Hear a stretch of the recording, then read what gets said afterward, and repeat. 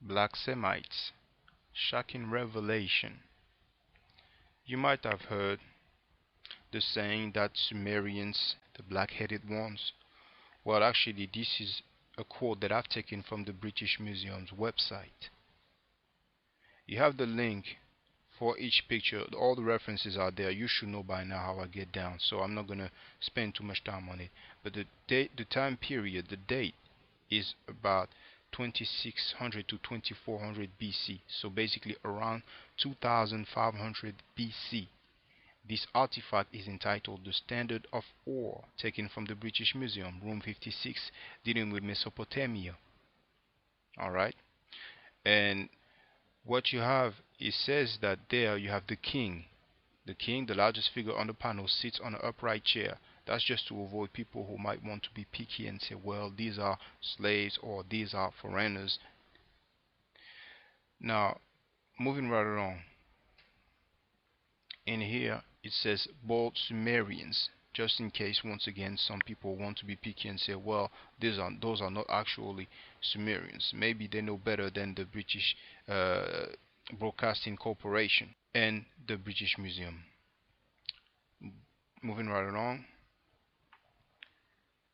If I didn't say that, I will proceed from the most ancient artifacts to the most recent artifacts, basically from the oldest to the newest. This one is around 2000 BC on average.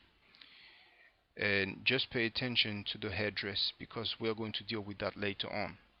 But I invite you to look at the phenotype of those people who are described as black by many people who are doing all kind of linguistic acrobatics and all kind of foolishness just because they want to tie themselves to these Abrahamic religions, Abrahamic belief systems.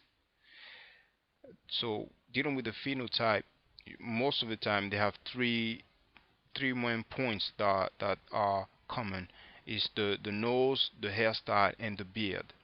If you look through artifacts from these people from the Levant, from Sumeria, from Syria, the Akkadians, all these type of people, even as far as the Canaanites, you will notice that they share those three common traits. So moving right along, and this one is around 1400 BC, and this is a scene of Asiatic tribute bearers. So when people tell you about the Asiatic black man, well, I guess they're gonna say that one there is a bit darker than the other ones, but I could show you so many. I'm just gonna deal with a few. I like to keep it short and simple because once again, if you look at the hairstyle there, and many times this one there is dealing with Egypt. So if you look at Egypt, you can see the Egyptians how they look, and you look at the other people, you know, the Asiatics, Syrians, people from other places, you will notice the difference, especially with the, once again, the nose, the hairstyle, and the beard. So here you have a little close up. So once again, when people tell you about Asiatic black man, all you need to do is just refer them to this video so they can see this artifact and the others that I will show as well, so we can stop with the BS. You understand what I'm saying? Now, this is around 800 BC. It's the statue of Ashurnasirpal II. This one is the same dude, but you have the crescent moon. You know what I'm saying? And you know what it is with the crescent moon. We're not gonna waste some time about it. Now this one it was found in the palace of the same individual that I mentioned previously. And what I want you to do, just compare this hairdress with the one that I showed you previously from 2000 BC. So we go from 2000 BC to 800 BC, basically more than 1,000 years later. So it's an indication that we're dealing with the same people. This one is also around 800 BC, but a bit more recent. And though it's not blown up so much, it's not so much a bit closer, but even from there you should be able to tell the phenotype when it comes to the nose and the hairstyle and the beard. And what's interesting here is that you can see that some body parts have been cut off, notably the hand, the feet. One dude is impaled.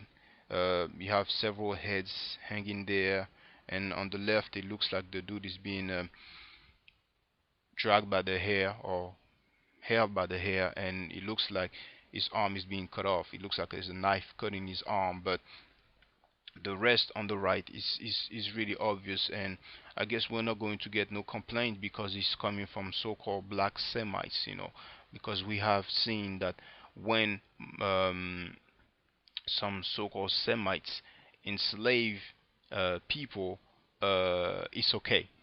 However, if Africans defend themselves against aggressors, then it becomes crime. So now, finally, I want you to just have a look at this. You have all the links once again, so you can all check it for yourself. This is the standard of all the oldest artifact that I've shown so far, and you can see your so-called black Semites. But on the right, it's interesting. I mean, on the BBC website, they have that caption that says the end panels show fanciful scenes. So if you follow the arrow, I don't know. I mean, you know, I don't know what it looks like. I'm just a bit puzzled right there. I'm a bit confused. You understand what I'm saying? Because I did see some depiction of some. I think they were Iranians, but doing some funny things with animals. But I didn't know they were getting down like that from back from 2000 BC. But maybe it's something else. I don't know. Maybe it's just a optical effect. I don't know. It's very strange. But when it comes down to it, I wanted to show you some original documents, some artifacts, so you can see how the people look like. And we're just used to people kicking knowledge, talking a good game, making rhymes, doing acronym, doing backronym, and try to make you believe that they were everywhere on the planet Earth, that they were part of all these cultures. But this is fact. This is truth. What is truth? Truth is fact. Truth is not relative. You understand what I'm saying? If you can't swim, I can't swim. We're both about to drown. You understand what I'm saying? But I'm gonna end there. I hope it's not too long. Let me check actually. Okay, it's gonna be less than 10 minutes then. My name is Shaka Ndigu Kemet. My website is afrostudy.com/English. My main YouTube account in one word is Egypt Decoded. I don't argue, I state facts. If you are not part of the solution, you are part of the problem. If you teach that black means death and Africans are living a jungle life, you are not part of the solution, you are part of the problem. If you wittingly lie to the people, you are part of the problem. If you are lame, if you are a coward, if you are a liar, if you don't have no integrity, if you don't have no character, if you are irresponsible, you are not part of the solution, you are part of the problem.